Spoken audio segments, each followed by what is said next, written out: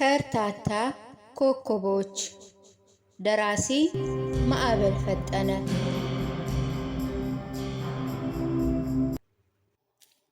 ክፍል 21 ቀቢአ ተስፋ። ሌሊቱ በጨለማ ተመርጎ የሰው ኮቴ በሌለበት መልክዓ ምድር በጨለማ የከበደው ዓለም ለብቻቸው ተጋፍጠውታል።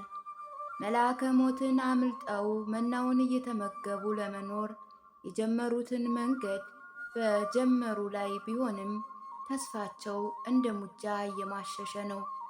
በዚህ የተነሳ አልፎ አልፎ ተስፋ መቁረጥ ቢኖርም የጸደይን ውሳኔ እየጠበቁ ቁጭ ብለዋል። ራሳቸው የተዋናይ ተከታይ አድርገው መቁጠራቸው ግራ ከገባው ዓለም ነበር ጥለዋቸዋል። ተዋናይ የቅኔ ቤት ታሪክ ተከትለው ይንከራተታሉ። ስምጥ ውስጥ ይከታቸው ይሆን ወይስ ሞት ራሱ ይሞት ይሆን? ከርታቶች ገና የተረዱት ነገር የለም። በደፈናው ይሆናል ዶክተር ሆርሞን መቅበራቸው ደግሞ ተስፋ ቢስ አድርጓቸዋል። አሁንስ እየቆጨ መጣ አለ ገሞራው። ለምን አለ ታሪኩ። ሌሊት እንቅልፍ ባይኔ ሳይዞር አደረ አለ ገሞራው። ተከዝ ብሎ ትከሻው የጎበጠ መስሏል። ቁመቱ ኩስምን ያደረ ይመስል እጥፍጥፍ ብሏል። ታሪኩም ተመሳሳይ ነው። መስተፋቅር የመሰለ ጥርሱ ላይ የማይለየው ፍንትው ያለ ፈገግታ ብን ብሎ ጠፍቷል። ያ በለጋ ዕድሜው የጎንደር ቆነጃጅት በፈገግታ ሊቃውንቱን በቅኔ ውበት ይማርክ የነበረ ፍልቅልቅ ታሪኩ አይመስልም። ታሪኩ አንድ ምስጢር ላጫውትህ። አይን አይኑን እያየ ጠየቀው። ደስ ይለኛል፣ አጫውተኝ። በጸደይ ወር ፍጻሜ ሞታለሁ አለ ገሞራው እንባውን እያንቀዠቀዠ። ኧረ በማርያም ሞት አልክ እኮ ዝም አትልም እንዴ? አለ ታሪኩ የራሱ የሞት ቀን መቅረቡ ትዝ ብሎት። አዎ እሞታለሁ። ከመሞቴ በፊት ደግሞ ወደ ቅኔ ቤት እመለሳለሁ። መልአከ ሞትን የመግዛቱ ምስጢር የሚቻል አይመስለኝም ሲለው ታሪኩንም አመመው። የማይወጡትን ዓለም ጀምረው ችግር ላይ ስለወደቁ። እሞታለሁ ስል መጨነቅ አያስፈልግም። ገና ልጅ ቢሆንም እድሜን ተጠቅሜበታለሁ። ቅኔ ጥላቴ ቢሆን እንደ ጉድጓድ ዘርፌዋለሁ። መወደሱንም አውርጄ አውቃለሁ። ሰው ፊቱን ሲዞርብኝ በቅኔ እየተመሰጥኩ ክፉ ቀኔን አልፌያለሁ። በዛ ላይ የሞት ምስጢር ብቻን መኖር ነው። እሱንም ለምጄዋለሁ። አብነት ትምህርት ቤት ሳለሁ ፋሲካን ለብቻዬ አከብረዋለሁ። ለብቻዬ ቀዝሜ ያውቃለሁ። ለነገሩ የትንሣኤ ቀን ብቻዬን አልነበርኩም። የሊቆች ደስ የሚለው ልቅነት በአእምሮዬ ከተፍ እያለ አብሮኝ ነበር። ለነገሩ ብቻዬን አልነበርኩም። የፋሲካ ዕለት ወፎች በፊቴ ሲዘምሩ ነበረ። ብቻዬን እንዳልሆንኩ እየነገርኩኝ አብሬ ዘምራለሁ። ለነገሩ ብቻዬንም አልነበርኩ። የውስጤን ደስታ የሚረዱ ውድ ምስጢራት በአእምሮ እየተመላለሱ መስጦኛል። ከሸንኮራ አገዳ የጣፈጡ ሐሳቦችን በአእምሮ ያፈለቁት ያንን ቀን ነበር። የፋሲካ ዕለት ማለዳ ለብቻዬ መሃል ሜዳ ቁሜ ሀገር ስታዘብ የመጡ ሐሳቦች ቅዠት አልነበሩም። በዛ ላይ የሀገር አየር የኔ ነበር። የፋሲካ ዕለት አጥንት ሲቆረጥሙ ያየኋቸው ውሾች የኔ ነበሩ። በአበሻ ቀሚስ ሽር ብትን ሲሉ ያየኋቸው ውብ እናቶች የኔ እናቶች ነበሩ። ቁራሽ እየዘከሩ አሳድገውኛል። ይህችን ጥቂት ዕድሜ በፍስሐ አሳልፈዋት ደስታ ቀመር ስለሌለው ሳልቆጥረው ቀረው እንጂማ በዘመኔ ስቃይ ደስታ አሳልፌዋለሁ። ያለምንም ከልካይ ከጨረቃ ጋር አውግቻለሁ። የጨረቃን ምስጢር የማውቅ እኔ ብቻ ነኝ። ከአሁን በኋላ ሞት ለኔ ጌጥ ነው። ተዋናይ መሆን ካልቻሉ የሞትን ቀን አርቆ መቁጠር ምን ዋጋ አለው? እሄዳለሁ፣ ቅኔ ቤት እገባለሁ። ሞት ሲመጣ እጄን ዘርግቼ ጠብቀዋለሁ። አለ ገሞራው። እባክህ ተው፣ እኔ ሞት እፈራለሁ። ሞት ወደማይገባበት ሀገር ያመጣኝም ሞትን የመፍራት ጣጣ ነው አለ ታሪኩ። እሱማ ረጅም ዕድሜ መኖርን ማን ይጠላል? የድሮ ሰዎች ለፈጣሪያቸው ቅርብ ስለሆኑ ረጅም ዓመት ይኖራሉ። በአዳም ዘመን በ930 ዓመት መሞት በአጭሩ እንደ መቀጨት ሆኖ ይቆጠር ነበር።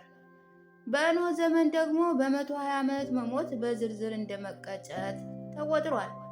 የዕድሜ ባለቤት የሆነው አምላክ ከጥፋት ውሃ በኋላ የሰው ልጅን ዕድሜ 120 ብቻ ይሁን ሲል ሕዝብ ተንጫጭቷል። ፈጣሪ ግን የሕዝቡን ጫጫታ ሰምቶ አትናገር፣ በኋላ ቃሉን አላጠፋም፣ ኪዳኑን ጠብቆ የሰው ልጅ ዕድሜ በ120 ዓመት ተገድቧል። አሁን ግን 120 ዓመት ቀርቶ 80 ዓመት መኖር እንደ ብርቅ ነገር ተቆጥሯል። ፈጣሪም ይችን የሰው ልጅ ዕድሜ በ80 እና በ70 ዓመት ብቻ ወስኗል። ከ80 ዓመት ዕድሜ በኋላ ያለው ዘመን የሞት ዋዜማ እንደሆነ መነገር ለቀባሪ ማርዳት ነው ብሎ ገሞራው በእንባ ተከበበ። ተውታው የቅኔ ተማሪ ሞት ፈርቶ አልቅሶ አያውቅም። ተዋናይ ሞትን ገዛን እንጂ ሞት ፈርቶ አለቀሰ ሲባል አልሰማውም ካለ በኋላ ታሪኩ ወደ ራሱ ሕይወት ተመለሰ። የእኔ ዕድሜ እኮ ረጅም ዕድሜ አይደለም። መልአከ ሞትን ገዝቼ ረጅም ዓመት እኖራለሁ ብዬ ረጅም ዕድሜ እንደሌለኝ ከተረዳው ቆይቻለሁ ሲል ታሪኩ ተከዘ። ኧረ እባክህ ወንድሜ፣ ያንን ያህልማ ልትፈላሰፍ አይገባም። ዕድሜ አጭር መሆኑን ማን ነገረህ እባክህ አለ ገሞራው። ታሪኩ በተናገረው እንደ መደመም ብሎ የሞት ቀኔን በትክክል ባልረዳውም ዕድሜ አጭር መሆኑን ተረድቻለሁ አለ ታሪኩ። ሁለቱም ተደናግጠው፣ በተለይ ታሪኩ ከአቅም በላይ ተርበተበተ። ዶክተር ሆርመን እንደ ቀበረ ገሞራውን የሚቀብር መስሎ ታየው። ብቻውን ሲቀር ሐዘን ሲወርሰው፣ ስቃይ ሲያንገላታው በፊቱ መጥቶ ድቅን አለበት። ገሞራው የሞተ መስሎ ብክንክን ሲል ውስጡን ተሰማው። እንደዚህ ከሆነ በኋላማ ፍጥነን ወደ ቀኔ ቤታችን እንመለስ። ሆርመን መንገድ ላይ ቀብረናል። እሱን የቀበረን ሰሞን የወረድንበት ስቃይ ትረሳው አይመስለኝም። መጽናናት የቻልነው ሁለት ስለሆን ነው። እኔ ሳለቅስ አንተ ባታባብለኝ ወደ ባሻ አድርጎኝ ነበር። አንተ ስታለቅስ መልአከ ሞትን ገዝተን ለመኖር እንደመጣን እያነሳው ባላጽናናህ አሁን ለይቶ አብደን ነበር። ስለዚህ በትክክል የሞት ቀን ካወቀህ ፈጥነን ወደ ቀኔ ቤት እንመለስ። መሀል አገር ገብተን በማዕረግ መቀበር አለብን። በዚህ ጫካ ሙተን የአውሬ ሲሳይ ከምንሆን ያለፈ ነገር የለም። ገሞራው አምርሮ ተሟገተ። በእርግጥ ነፍስና ስጋዬ መቼ እንደሚለይ ያወቅኩት ነገር የለም።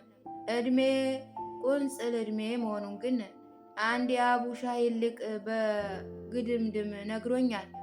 በዚህ በራሳቸው አስመስለው ስለነገሩኝ ለእኔ ነገሩኝ አልመሰለኝም ነበር። እየቆየው ግን ተረዳው። ራሳቸው አስመስለው የነገሩኝ ምልክቶች አንዱን በቀን በቀን እየተረዳው መጥቻለሁ አለ ታሪኩ። ኧረ በማርያም ይሄ ንግግር ውብ አይደለም። ሟርት መሆን አለበት። ቅዠት፣ ያውም የቀን ቅዠት አለ ገሞራው መልአከ ሞትን በግግር ያባረረው ይመስል።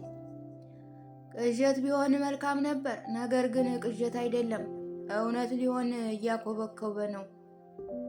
ሲደርስ ታሪኩ አይኖቹን አልመሰመሰ።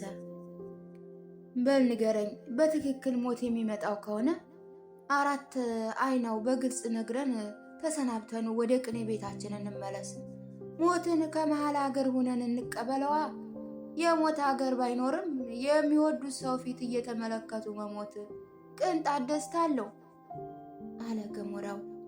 ከዛ በፊት መቶ የተነሳ ይመስል ከዛ በፊት ሙቶ የተነሳ ይመስል። እንግዲህ በትክክል ቀኔን ማወቅ አልቻልኩም። የአቡሻሂር ሊቅ በዋዛ በራሳቸው አስመስለው ነገሩኝ።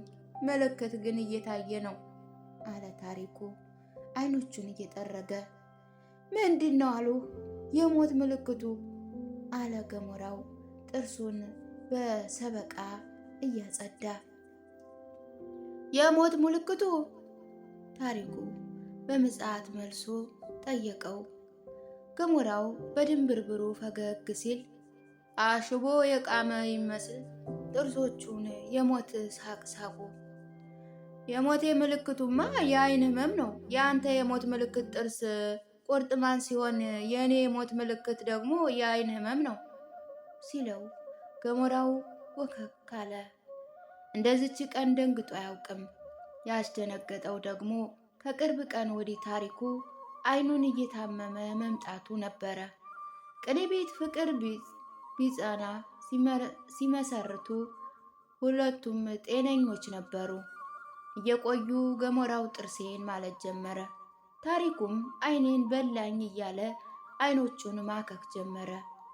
የሁለቱ የጤና ችግር የጀመረው ከዚህ ላይ ነበረ። በትክክል የሞት ምልክት የአይን ህመም ከሆነ እኔ በባህላዊ መድኃኒት እፈውሳለሁ አለው ገሞራው ቢጨንቀው። ኧረ እባክህ አያ መድኃኒት ካለህ ራስህ ከቁርጥማን ማት ተገላግለህ አሳየኝ። የምን በእኔ ላይ መለማመድ ነው አለ ታሪኩ የሞት ሳቅ እየሳቀ። የምር አትሳቅ። ሳቁ ከፈውስ በኋላ ይደርሳል። ለአይንህ ፈውስ የሚሆን የባህል መድኃኒት አለኝ። እሱን ስትቀባህ ቀጥ ይላል። ነገር ግን የአይን መዳን ከእድሜ ጋር የሚገናኝ አይመስለኝም አለ ገሞራው። እኔም እኮ ይያዛል የሚል ቃል አልወጣኝም። ምልክቱን የተነገረኝ ከአይን ህመም ጋር ተያይዞ ነው አለ ታሪኩ። እስኪ አቡሻሂር ሊቅ የነገሩን ቃል በቃል ንገረኝ አለ ገሞራው። በመጀመሪያ ሊቁ የአቡሻሂር ሊቅ መሆናቸውን ነግሬያለሁ። አንድ ቀን እንደዋዛ እያደረጉ አንዲት ምልክት ነገረኝ። እድሜ ወደ 40 እየቀረበ ነው። በ40 ዓመት ደግሞ ሞት ያስፈራኛል። ከመሞቱ በፊት አይኔን እየጨቀጨቀኝ ነው። የአይን ህመም ጀማምሮኝ ሲሉ በራሳቸው አስመስለው ገለጡልኝ። እኔም ስለ እርሳቸው የተናገሩ መስሎኝ ከዕቁብ አልፈጸምኩም።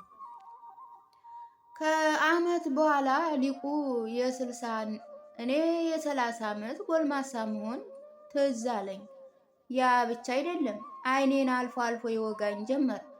አሁን ወደ 40 እየተቃረብኩ ነው።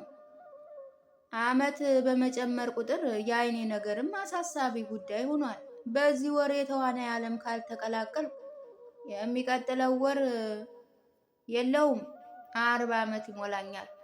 ማረፊያ ይቺ አፈር ትሆን ይመስለኛል። በእጁ አፈር አፍሶ ወደ ላይ በተነ። አፈሩ ሰማይ ጎኖ ተመልሶ ሲያርፍ ተመልክቶ ቀጠለ። የሰው ልጅ እድሜ ይቺ አፈር በአየር ላይ የቆየችውን ያክል ነው። ይችን አፈር ወደ ሰማይ የወሰዳት ወደ ምድር እንደመለሳት እኛም ከህይወት ወደ ሞት እንወጣለን። የሚፈርስ የሚበሰብስ ስጋ ይዘን ወደዚህ ዓለም እስከመጣን ድረስ ምንም ማድረግ አይቻልም። መድኃኒቱ ወደ ተዋናይ ዓለም ገብቶ ሞትን ድል መንሳት ነበር። እስከ ዛሬ የሰማነው ተስፋ የለም።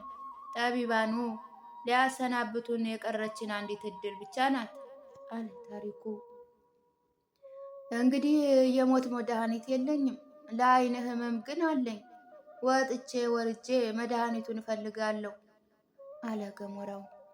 ታዲያ ይህንን ያህል ዓመት ስትሰቃይ ለምን ዝም አልክ? መድኃኒቱን ፈልጌ አጥቼው ነዋ። አሁን የገለጸውልህ ሲጨንቀኝ ነው። የደፈናው ፍለጋውን ተያይዤው ነበረ። የሞት ምልክት ነው ስትለኝ ጨነቀኝ። ገሞራው ተጨንቆ መለሰለት። ከሆነ መልካም ነው፣ ደስታውን አልችለውም። አይኔን ሲሻለኝ ይቻላል። መናው ከሌለ ግን ሞት ግድ ነው። በል ታሪኩ ቀና ብሎ ድብርብርቡን ጨለማ እየተመለከተ እነሆ አሁን ጨልሟል። ሌሊቱ እየከበደ ነው። የስውሩ ዓለም ከበሮም ድምፅ እየጨመረ ነበር። የዱር አራዊቱ ሳይቀር በከበሮው ዜማ የተመሰጡ ይመስል ከአንዱ ቀለበስ ወፍ በቀር ድምፅ የለም። ገሞራውና ታሪኩ በአንድ በኩል አራት አይናውን በሌላ በኩል ደግሞ የመልአከ ሞትን እየጠበቁ ገደም ገደም አሉ። ዛሬ ጨረቃ የለችም፣ በጉም ተሸፍናለች። በሰማይ ያሉ ከርታታ ኮከቦች ብርሃን አልባ ሆነዋል። ጥንቱም ሰሌዳ እንጂ ብርሃን የላቸውም።